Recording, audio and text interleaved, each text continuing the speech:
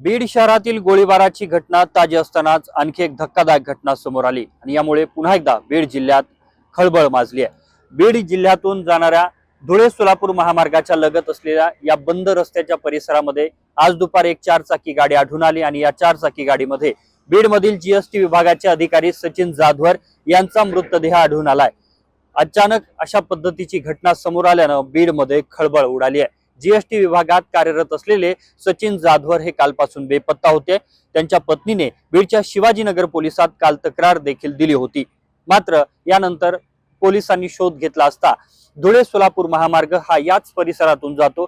हा बीडच्या मांजरसुंब्याचा घाट आहे, दुसऱ्या बाजूला कपिलधार हे श्री क्षेत्र आहे आणि हा जो रस्ता आहे हा जुना रस्ता जो बंद पडलेला आहे त्या रस्त्याच्या याच परिसरामध्ये ती 4 चाकी गाडी आढळून आली आणि गाडीमध्ये अतिशय धक्कादायक असं साहित्य देखील सापडलंय।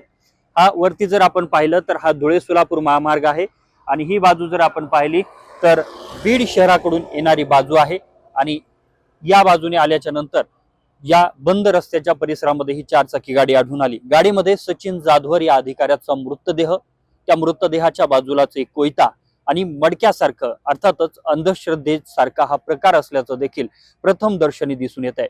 मात्र सचिन जाधवर यांचा मृत्यू कशाने झाला हे आता शवविच्छेदन अहवालातूनच समोर येणार आहे। या संदर्भातला तपास बीडच्या ग्रामीण पोलिसांकडून केला जातोय। तर सचिन जाधवर यांचा मृतदेह आता शवविच्छेदन करण्यासाठी बीडच्या जिल्हा रुग्णालयात नेण्यात आलाय।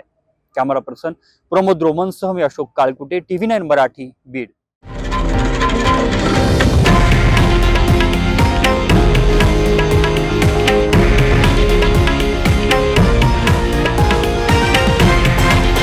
हे आहे देशातील नंबर 1 न्यूज नेटवर्क आणि आपण पाहत आहात TV9 मराठी, एकमेव।